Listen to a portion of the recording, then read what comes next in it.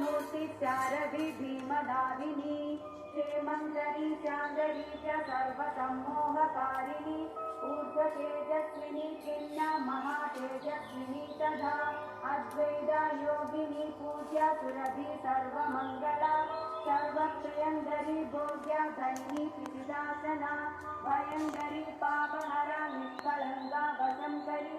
आशा कृष्णा चंद्रकला निद्राणा वायुवेदिनी सहस्र सूर्य संगाशा चंद्रकोटि समप्रभा निशुंभ शुभ संहर्त्री रक्त बीज विनाशिनी मधुगैरव संहर्त्री महिषासुरधारिणी वह्निमंडल मध्यस्था सर्वा सूर्यकांडेन्दुकांदाढ्या स्पर्शात्मगलभूषणा बीजपूरस्फुरद्बीजगन्ध पंक्तिरनुत्तमा कामकोदण्डजा भग्नभ्रूकटाक्ष प्रवर्षिणी मादङ्ग कुम्भवक्ष